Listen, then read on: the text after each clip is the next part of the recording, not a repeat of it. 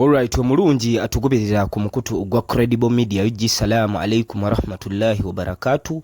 Ganja Fadige manya tubebaza okulika nti mutambula naffe na bwekityo tubasaba okulika nti musubscribinga mulayikinga wa munakusharinga content waffe kituwa amanyi n'embavu okwongera ate okulika nti tubaweereza. So nako olwaleero oluvannyuma lw'ebbanga lya myezi nga 7 nga Ssaabasajja Kabaka Ronald Muwenda Mutebi owokubiri empologoma ya Buganda nga terabikako eri bannayuganda olunaku olwaleero alabiseeko eri bannayuganda era n'abaako n'obubaka obw'enjawulo bw'abeetikkidde. Obubaka obwo tugenda okulabika nti tutunulako libadde essanyu nnyo eri bannayuganda era wakati mu kweyozaayoza nti tebaakuumye bubi. Ssaabasajja Kabaka akyaliyo, Mukama Katonda akyamuwadde ekyengera ky'obulamu oboolyawo ffenna ebitonde kye twetaaga n'okwongera okutuula ku ddamula okulamula Obuganda n'okutwala eggwanga Buganda maaso. So mu mbeera ezifaananako bwe zityo Ssaabasajja Kabaka avuddeyo n'agamba ebbanga lyonna wakati nga bannayuganda babadde bamuyaayaanira,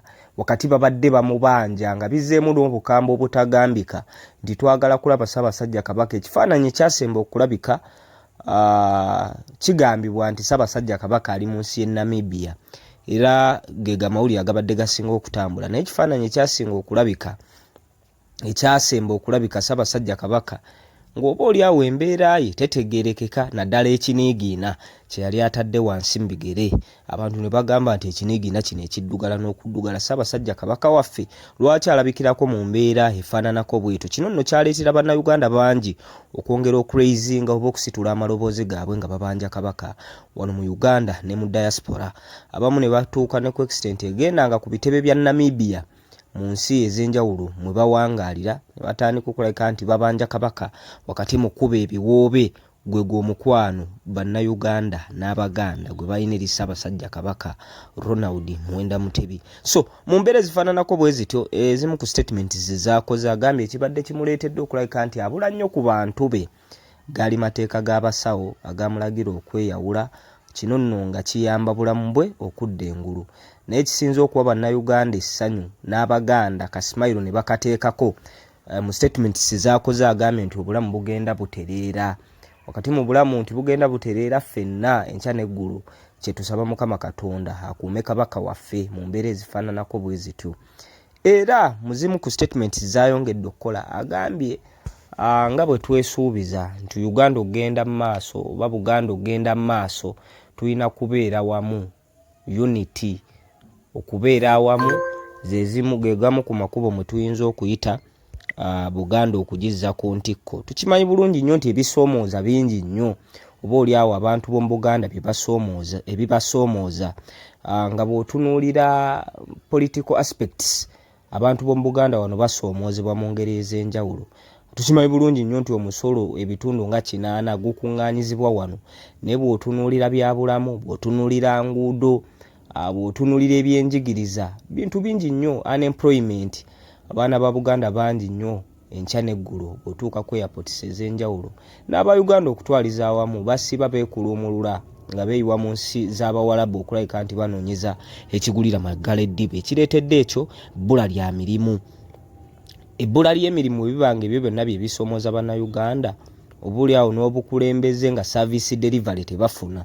Ssaabasajja Kabaka bw'akola statement n'agamba nti tulina kubeera wamu, ng'okyefumiitirizaako ki okubeera awamu n'okusitula eddoboozi. Ebintu ebyo bitambula bibiri ku ebyo byonna abantu b'omu Buganda ne Uganda okutwaliza awamu bwe balaba nga bibasoomooza bibanyigiriza tebitambula bulungi.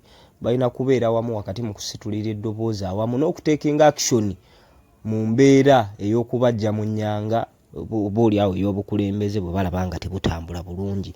So Ssaabasajja Kabaka ekyo azze akisimbako nnyo essira era ne mu statements ezimu ze yakola yagamba nti Abaganda bannange temubongoota musigale nga mutunudde, naye ebyo ne bigenda mu maaso mu ggwanga ne watabaawo action yonna naddala okusingira ddala mu bavubuka generation eya myaka okuvira ddala mwaka gwa 95 okutuukira ddala mu mwaka gwa 2000 abantu abo ssaawa zino abamu bali myaka 39 abalala bali myaka 15 mu kaseera ako.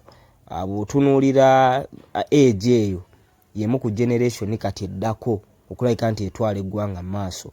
Naye kyennyamiza nnyo abavubuka abanditunuulidde ensonga n'enkaliriza olw'ensonga nti be balina omumuli oba oli awo be bakutte omumuli ogunaakulaakulanya Uganda ey'enkya weewuunyisa ebintu bye bakola ku social media bye baba mu bichallenge eby'ekisirusiru byozambe bye baba mu bintu ebitategeerekeka be bateefiirayo oba oli awo nga n'ekisinga okwennyamiza nti abasinga ba elites oba be bantu bazadde baabwe abatunze obutaka mu mbeera ey'ekinaku abagudde mu looni abamu basibiddwa n'okusibwa okufunira abaana bano fees naye bwe tusiiga ekifaananyi ky'eggwanga eri Kenya n'okwekalakaasa okwabaddeyo kuno okwaleeteddwa finance bill parliament gye yabadde eyisizza ng'ebulako mukono gwa president n'ekiri wano mu Uganda kyennyamiza. So abavubuka bano balina okulabika nti beefumiitiriza nnyo ku butya bwe balaba ebyobukulembeze n'ebyobufuzi kuba ebyobufuzi bye birina okutwala future y'abantu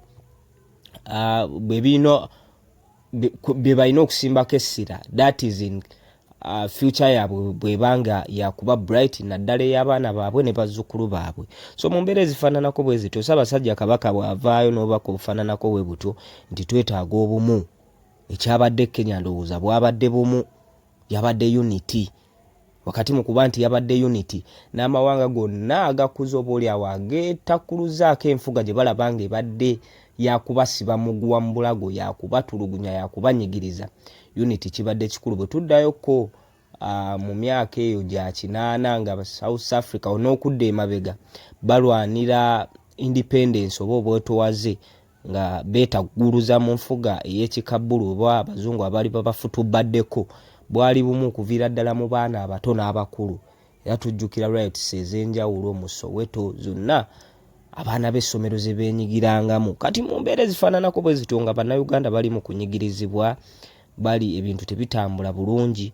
Unity oba obwegassi kintu kikulu nnyo eggwanga olibanga lya kugenda mu maaso. Ssaabasajja Kabaka mu statements z'azaakola abadde agisimbako essira era ne leero lwaboneseeko emitima gy'abannayuganda ne gitoowolokoka ababadde bamumiisinga ababadde bamusubwa ababadde bayaayaanira okuwulira obuwulizi ku ddoboozi n'okumukubako ekimunye. Statement eyo alabise nti agikoze eki agikoze kati kiri eri bannayuganda naddala abavubuka okwefumiitirizanga ku bigambo Ssaabasajja Kabaka by'aba ayogera. Alina statement gye yakola n'aga nti obwakabaka ekyamazima bwakomawo naye obuyinza. Kitegeeza ki muntu adiginze deep mu statement eyo nti oba oli awo waliwo ebintu ebikolebwa nga ye ng'omuntu tumulaba nti ye Ssaabasajja Kabaka wa Buganda Kingdom ekyasinze wano mu East Africa naye obuyinza bwakomawo. Ate ng'obuyinza bwa Ssaabasajja Kabaka n'omukwana abantu gwe bamuyinako oba oli awo ebintu singa bibadde bitambula bulungi nga waliwo obukulembezo obuwa Namulondo ekitiibwa kitegeeza nti n'obuyinza bandibukoze eki bandibumuddiza mu mbeera ezifaananako bwe zityo. So Ssaabasajja Kabaka asiimye n'alabikako eri Obuganda era bannayuganda bonna olova social media buli wamu olabira ddala ng'emitima gibatoowolokose essanyu obumwenyumwenyu obusimu buyitiŋŋanye nti banaye Ssaabasajja Kabaka mumulabyeko. Ekisinza okulabika nti kireeta essanyu statement gyakoze nti obulamu bugenda bukomawo ne message eyo gy'abeetikkidde ey'obumu bannayuganda n'Abaganda muteekeddwa okulabika nti mugyefumiitirizaako ebintu ne bitambula malidaadi saana ku lw'okutwala Buganda mu maaso n'okutwala Uganda ey'awamu mu maaso. Kino nno bwe tunaakikola oba oli awo abaana n'abazzukulu baliwangaalirako mu Uganda oba oli awo ffe gye twandyegombye okutambuliramu n'okuwangaaliramu naye ng'olw'emyaka oba oli awo kiyinza obutatusobozesa kuba wabaawo abalwanyi n'abeeyagalira mu abo abaalwana. Kati wakati mu kuba nti tuli mu struggle abaana abakera ku makya ne bakulumulukuka ogenda mu nsi z'Abawarabu okukola ogenda mu nsi z'Abazungu okukola. Ezo ensi nazo zirina history nti zaaliko mu kaseera nga waliwo enfuga violating human rights waliwo enfuga oba oli awo ey'okufutubbala ku bantu ey'okubayisa obubi ey'obutabawa kitiibwa ey'okubalebulabula ey'okubanyigiriza. Naye olw'okuba nti bannansi b'ezo ensi baavaayo n'eddoboozi eryawamu ne bagamba nti bannange ekimala kimala bannange enfuga eno tugikooye bannange mutuyimbiza endubaala ekimala amawanga ago gaatereera era y'ensonga lwaki kati bannayuganda bagendayo okuseekinga for refugee n'okunoonyezaayo emirimu oba oli awo bakole bafune ekigulira magala eddiba n'abaana baabwe ne bazadde baabwe oba oli awo beeyagale mu mbeera ezifaananako bwe zityo. So Ssaabasajja Kabaka bw'atyo asiimye n'alabikako eri Obuganda naye nga bambi tubebaza mmwe mwenna abatambula naffe ku mukutu ogwa Credible Media UG. Tubasaba okusubscribinga kikulu, okulayikinga wamu n'okusharinga content waffe. Ganja Fad ge mannya. Salaamu alaikum wa rahmatullahi wa barakatuh.